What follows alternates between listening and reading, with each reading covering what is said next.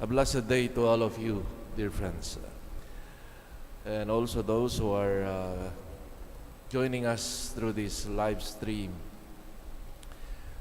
We continue our reflection on the first reading, one of the most important, famous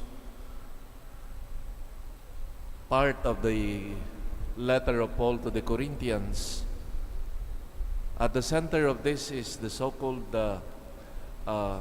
the holy tradition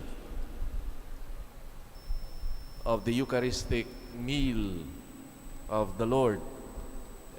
What Jesus did and what is the meaning of this for the Christians of that time and for all times. We have to understand a little bit the practice of the early church regarding the Eucharist, that it is not like what we have now. The Eucharist has stylized already, only commemorating the words of Jesus at Last Supper, but rather it was placed within an agape, a community meal like fiesta, and within this meal would form part now the so-called that what we have now, the Eucharist.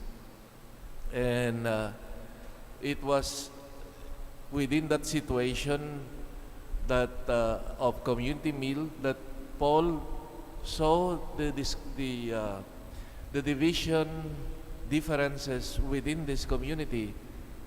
Now, some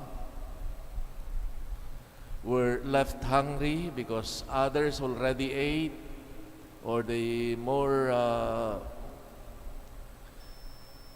wealthy members of the community would have eaten already, and so there was a kind of a division within this Christian community. And Paul would use precisely the image of this Eucharist, Jesus giving of himself, as a reflection, as a model to correct that division within this particular Christian community. So he would remember, and thanks to this remembrance that Paul did, that we have, for example, a clear tradition, holy tradition of what Jesus did, that on the night before he died, he supped. No, he took bread, etc. This is would become for Paul the model and the core of Christian worship that should become also, that should interrogate always Christian communities, Christian assemblies. Just as Jesus gave himself freely, generously, as food for everyone, for those who believe, then Christian communities should promote this fraternity, this equality among its members.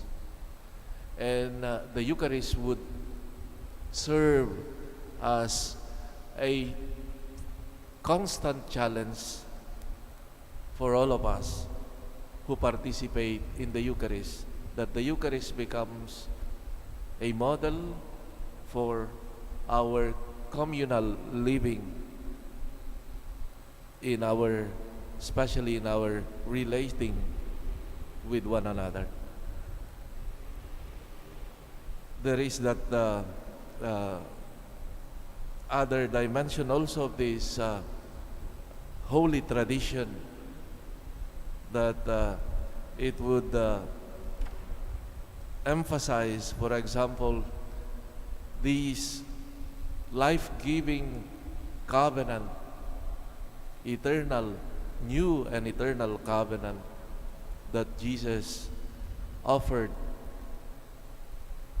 superseding the old covenant of blood at Sinai, Now it is this self-giving of Jesus, the new covenant, the ratification of the new covenant with His own blood. As we celebrate the Eucharist, that sometimes we take it for granted, that sometimes we are so distracted with our celebrations and we forget that this is the gift of Christ, of Himself on the cross. May we come to a greater understanding and appreciation of Christ's self-giving in the Eucharist. And this may serve us in our life as Christians and in our relationship with one another, creating communities of equality, of fraternity. Amen.